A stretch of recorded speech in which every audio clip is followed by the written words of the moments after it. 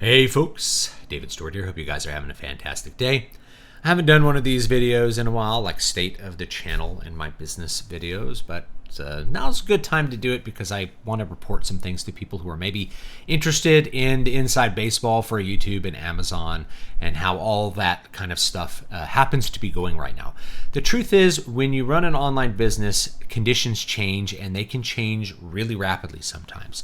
So you have to adjust to whatever those changing conditions are and try out lots of different things and see what works and see what doesn't work and adjust your strategies accordingly, as well as your expectations in some cases. So let me talk a little bit about how the channel has gone this year. It's been slow growing, which has been the case since about 2019. Some people have said I've been shadow banned. That, in fact, is an event that happened back in about 2019. I had my views drop off a cliff in 1 week. They went down by about 90% within a couple days. So whatever YouTube was doing, recommending my videos, it stopped recommending those videos for a while, and that definitely hurt the channel. I've adjusted since then and found other ways to try to keep the business going, like focusing on books. Of course, the Amazon algorithm also changes in that regard. So what have I been doing this year? Well, one of the things I learned is that it's better to do fewer videos that are more focused on the market and more focused on the audience than it is to do lots of videos hoping that will make up the difference for the reduced views. So if I just do like one video a week, it'll get as many views as if I did like 5 videos, because if I do 5 like lower quality videos, YouTube will stop recommending the videos. And this is something that I did back in 2019 is when all my views got reduced, I started making videos 7 days a week to make up the difference. And it kind of did, but I also learned some things, like there are kinds of videos that not only will YouTube not recommend them to people, but the fact that it won't recommend them to people will actually crush your views for the channel in all the days following the release of that video. And one of those things was record reviews. It's like, why don't you do record reviews anymore? And the reason is because YouTube hates them. I don't know why, but they just won't recommend them to people. And then all the next videos will also not end up being shown to people. So the robot says don't make record reviews. I don't know why the robot doesn't like record reviews, but it doesn't. So you learn things like that as you try to respond to conditions. And in general, I've learned that it's better to make fewer videos that are more tightly focused on a hot topic or whatever the audience you've cultivated happens to already like, than it is to make many videos about many different topics. That's probably the biggest mistake I've made with my channel, because my channel's about me. It's like my stuff that I'm doing. There's music stuff. There's a lot of eclectic things that go on, and not all of those things are equally interesting to my audience or to the YouTube audience in general. And that's okay. That's just how things work. So something that I tried over the last month that I thought I would report on is shorts. So some of you have been watching the YouTube shorts and some of you haven't, and that's fine. And I can see kind of every single day which ones are doing good and which ones like people aren't interested in. But what I started doing for shorts is, rather than setting out to make a short video, which is a lot of effort for very little reward, I used a tool called Opus AI. It's an AI video editing tool, and I think I invested about $10 in it. So for my $10 investment, let me give you a report on how that worked for me. What I did was I gave it links to live streams that I had done, because my live streams, there's so many topics that are covered on the live streams, and such variety. I was like, there's a lot of stuff that I think people would like to, little tidbits of information that I think people would find interesting. So what it does is it looks at the chunk of the live stream, either the whole live stream or however much I tell it to, and it comes up with a bunch of viral clips. It just makes a bunch of little 1-minute edits of topical information, and then I can go in on their kind of web-based editor and edit them. Not just like with Premiere Pro where I'm like editing and splicing actual pieces of video, but I can actually just delete words or sentences, and it'll edit things so that that sentence isn't there. But a lot of times their edits are just really good to go the way they are, and I can just do them on a phone. I can like put the link in, download the videos on my phone, upload them, so I don't even have to sit down at my computer to do this. But even sitting down at my computer, the use of this made it so that I could make those shorts without having to invest a bunch of extra time, which was really helpful. So doing those for about a month, I roughly doubled the views for the channel. Now, I didn't gain a lot of extra subscribers. I gained, according to my metrics, a little bit extra, about like 20% extra compared to normal, but I doubled the views. But while doubling the views, the revenues went down. Not by a whole lot, but they went down. Why did revenues decrease? Well, those views were in the form of short form videos, and those generate a lot less ad revenue compared to like a 10-minute video. So a 10-minute video, you could serve even potentially, I think, 6 ads. But usually there's 3 ad breaks. You could do one at the beginning, you can have one mid-video, and you can have one at the end and a 10-minute ad. And if your video is doing really well, then YouTube will actually add additional ads into the video. So you could potentially get up to like 6, which is a whole lot of ad revenue you can generate for one video. So the 10-minute YouTube video really is where kind of where it's at for generating revenue. So anybody that's interested in generating revenue on YouTube, you really want to be able to drive traffic to your longer form videos where YouTube can serve people more ads. And I haven't done as many of those 10-minute videos in the last couple months.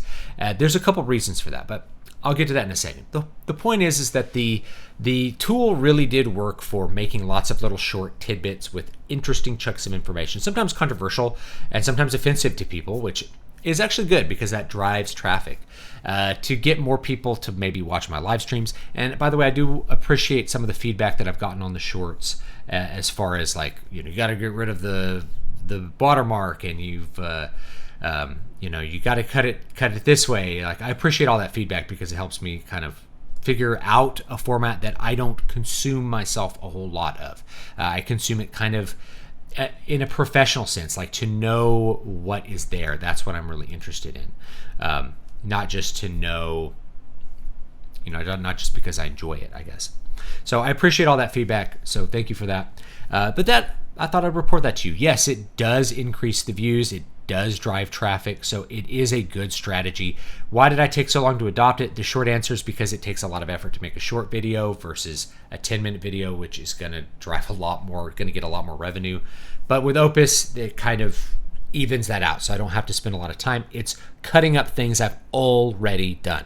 And I can find even my most popular content and like it'll make clips out of that really popular content if I wanted to, which is really useful. So thought I'd report on that. Anybody that's interested in utilizing that to try to drive some traffic, it's a useful tool. Now, why have I made fewer videos? And the short answer is because I don't have a whole lot of extra stuff to talk about, combined with the idea that it's better to make fewer videos that are more market focused than to make many videos that are just kind of like seeing what sticks at the wall. It's like really thinking about what is the hot topic right now, right?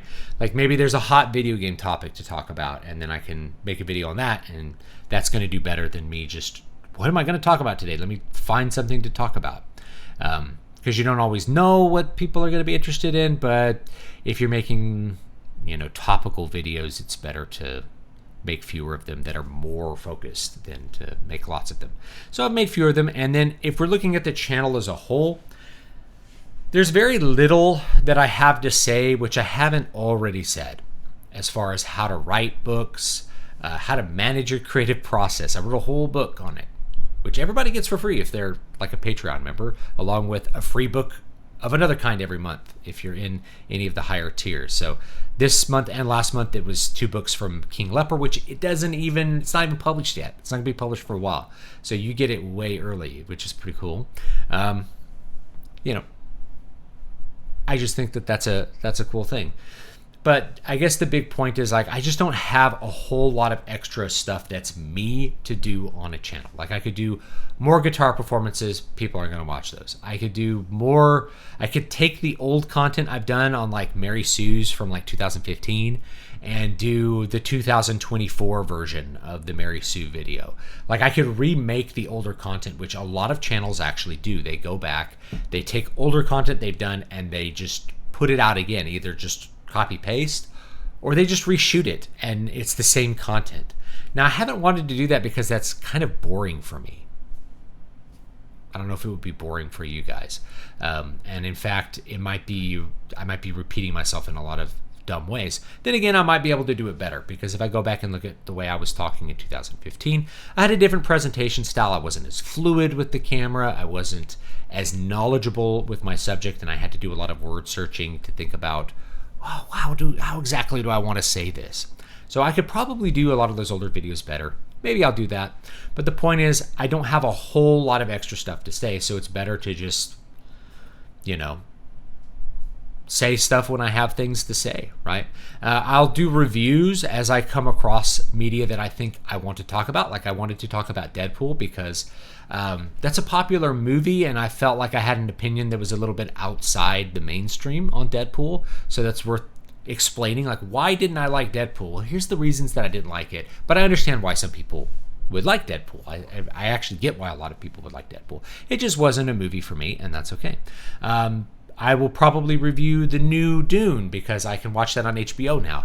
For me to go to the cinema is such a hassle, and I don't get a big reward from that, believe it or not. If this was all just like a movie review channel, if I was the Movie Bob, if I was the conservative Movie Bob or something, that would be a different thing. But I don't make enough money on even long form reviews or analysis that it's really worth it for me to go to the cinema and lose time with my family or any of those things, the expense of hiring a babysitter if I want to take my wife to something. And chances are most of the videos that I want to watch, or most of the movies, that I would like to watch, which you guys would like me to analyze from a writer's perspective or on a technical level, are not things that my wife wants to see with me. She doesn't care about Dune. She actively doesn't want to see it. It's not anything that remotely interests her. And that's fine. My wife is very aware of her tastes, and she's like, there's no reason for me to go to a movie that I know I'm just going to be really bored or annoyed by. And I'm like, okay, that's great. I would love to have her perspective as a normie on like Dune, but she knows her taste, right? That's part of one of those fun things about being an adult, is you can say like, I don't want to see things. And that's how I feel about a lot of things, right? It's like, I don't want to go see the new Marvel slop. That's not fun, right? It might be fun to make a video about how bad it is, but I've been doing that for years now, and that's not fun for me anymore. It's just annoying. And it's annoying that people continue to see movies that they don't like. Just stop seeing them, please, And I'm doing the same, right? I'm not watching the movies that I know are going to be bad, and I'm trying to not give attention to people who hate me. I'm doing my best for that. Now, in some cases, I do, because that's part of the business, right? You have to talk about things that suck and why they suck a little bit. And it's good to, get traffic that way. So there's a Machiavellian aspect to it. There's media that I do want to review, like Shogun, because it's related to books that I've written, Muramasa. And so I think that would be a good content marketing opportunity.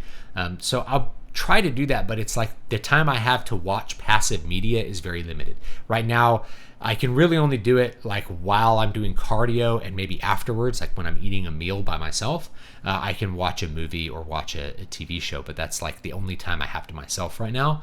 That's not booked with something else. In a lot of cases, I would rather spend a lot of that time writing a book, because that's where I feel like my strength is. I'd rather write books than make movies.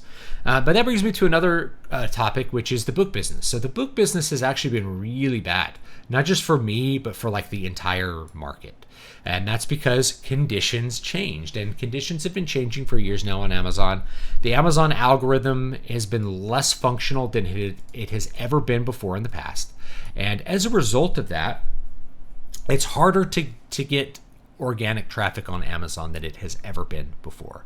In fact, it's much easier to generate traffic off the site and pump it into Amazon, and it's more effective than Amazon ads, right? Like if I make a video on Star Wars or something, and then there's a link to my book, I'll generate 100 times more traffic than spending money on Amazon ads.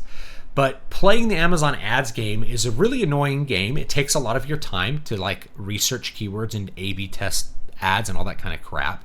And at the end of the day, you're spending a lot of money to put eyes on your book, which is just reducing the profitability of the whole enterprise. Where a lot of authors, if you can get them to speak candidly, they'll basically say that they're just not making money anymore. They're just not making money on Amazon. They can have a #1 bestseller, and the amount of money they spent making the book and advertising it meets or exceeds all of their revenue for it. So they're making zero, even though like their receipts, right? Like their revenue might be a huge amount. You find out that like their costs are also huge, and so they're making less money than you think. But a lot of authors don't speak candidly because one of the most important, like, I don't know, masks that we want to wear is this mask of success, right? And I make a couple of $100 a month from Amazon, which is really good. That puts me like in the top 0.1% of authors, believe it or not, because the book business is just that hard. It's really hard to make money in the book business. And if you're not actively pumping out books, which I'm not right now, right? I haven't put out a new book on it. No, I put a new book out on Amazon a couple of weeks ago, but like I haven't really been promoting that. That was a book I wrote live on the channel, and so everybody's already basically gotten that book for free at this point.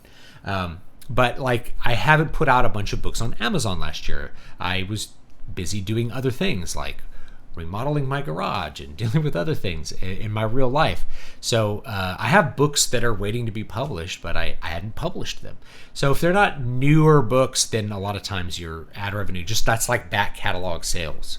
You're making like $200-$300 a month sometimes, maybe less, just depends on the month and how things are going, right?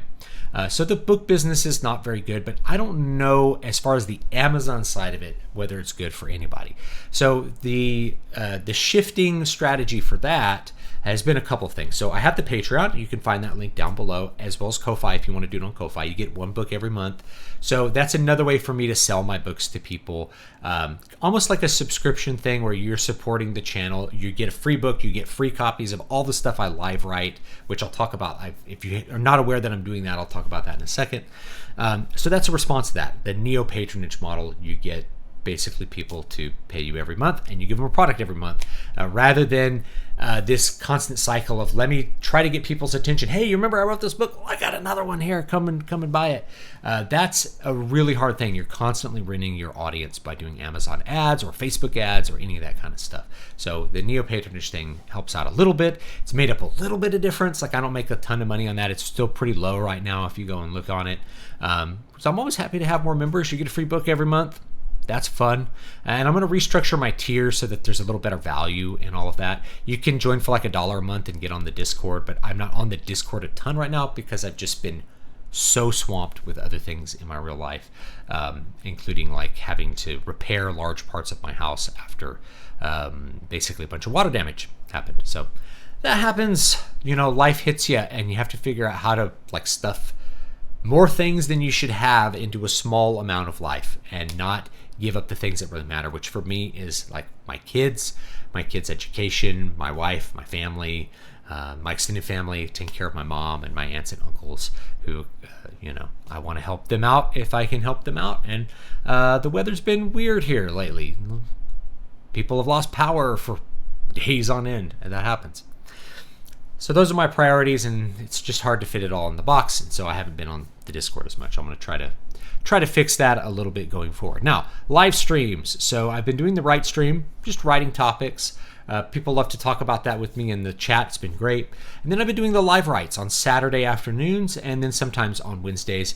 The next one is actually not going to be on Saturday because I'll be traveling, but it'll be on like Friday or something. I'll do it another day, Thursday or Friday, to continue that. I did one earlier today, wrote about, I think, 3,200 words live, right? Which is pretty good. Right. You can write a book in not that much amount of time as long as you're working consistently every day and you have a good plan for what you're writing, as well as the experience to sit down and just write prose and dialogue, which I'm able to do because I've practiced by writing lots of books before this. So that's where I'm at.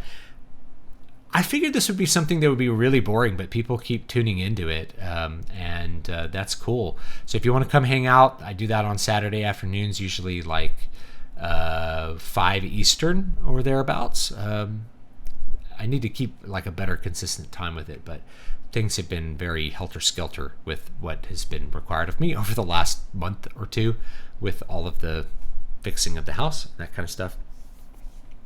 So anyway, yeah, I've been doing that.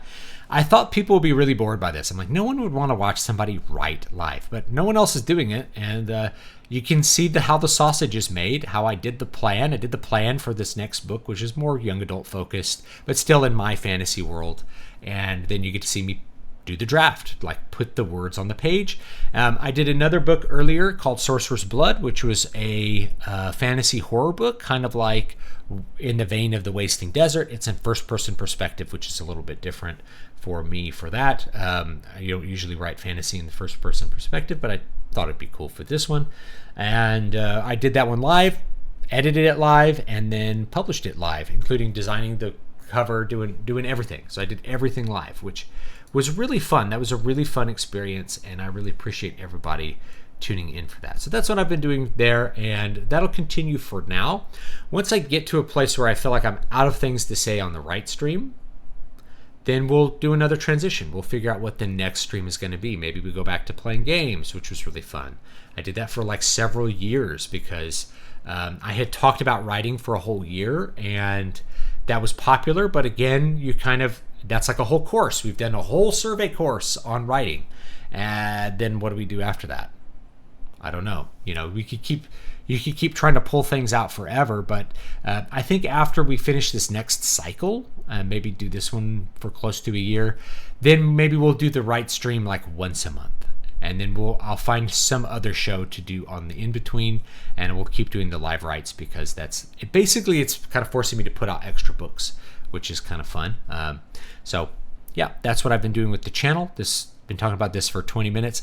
I've also got the No Talkie channel, the Zool channel, which is all of my experiments in performing live kind of ambient rock and ambient guitar music. So you can check that out. Playing different guitars like this one, doing different kind of weird experiments. I would like to really try to do Terry Riley's In C solo and see if I can figure out a way to do that using my equipment. That would be it's just a really fun challenge for me to do. I love minimalist music. A lot of people don't. I like it, and I do my own improvised minimalism on that channel, among other styles. But I like the music of Steve Reich, Terry Riley, Philip Glass. I like that music a lot. So figuring out how to do that by myself is a really fun challenge for me. So that's another kind of mountain to climb on that channel. Meanwhile, it's just a way for me to explore and make lots of different pieces that I can have on in the background while I write. That's kind of fills the space, makes me not pay attention to the ringing in my ears, I guess, and just gives me a good relaxed mood while I'm doing things. So check that out. And I don't think there's too much else to say. Make sure you're on the mailing list, dvspress.com/list, because I will have a giveaway for my birthday coming up. I like to do that. I missed that a couple years. I'm always traveling on my birthday now. Not really by my choice, but that's how it's worked out. So I'll be traveling again on my birthday, but I'll figure out a way to give people some free stuff for June. You don't have to be a subscriber. You don't have to be a Patreon supporter or anything.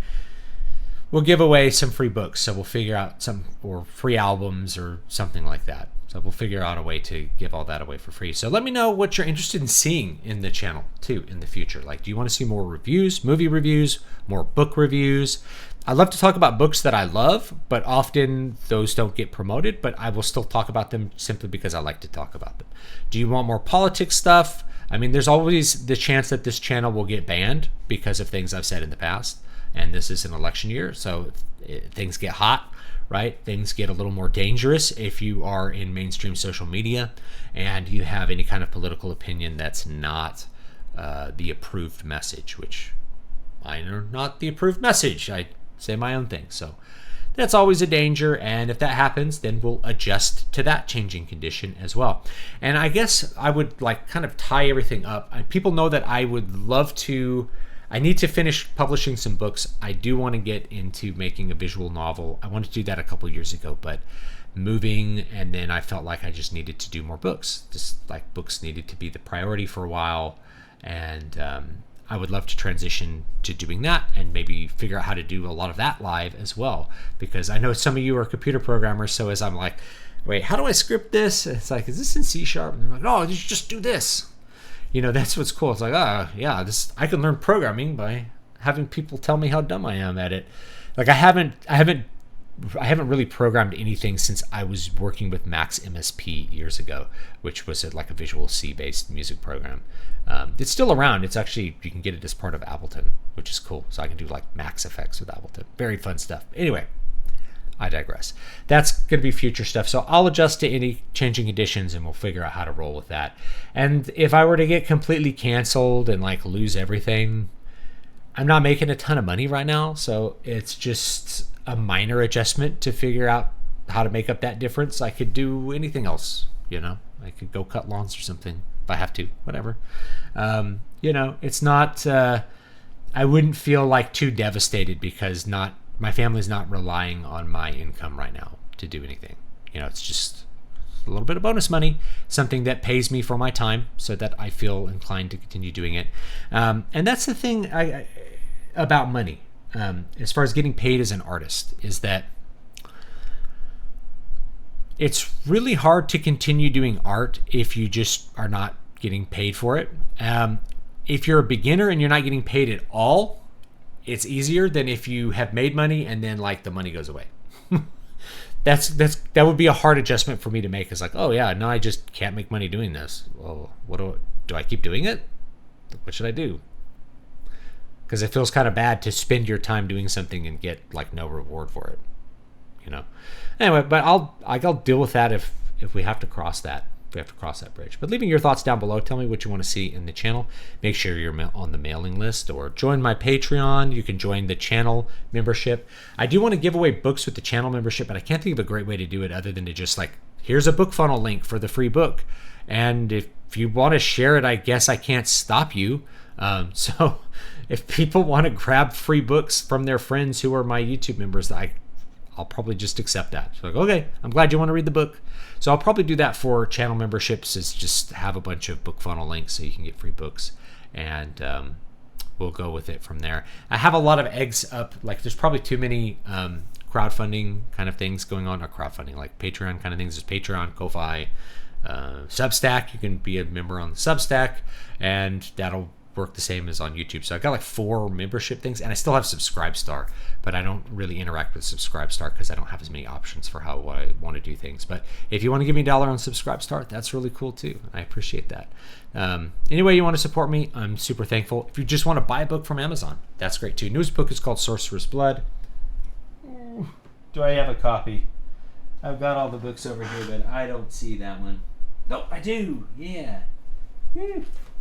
We designed that one live, baby. We made this book live. Pretty cool. Fun little book. You can buy this little mini paperback if you want. It's like $5 or something. Anyway, have a great one, folks. This is a long video. If you sat through it, I really appreciate it. Otherwise, have a great one. See you later.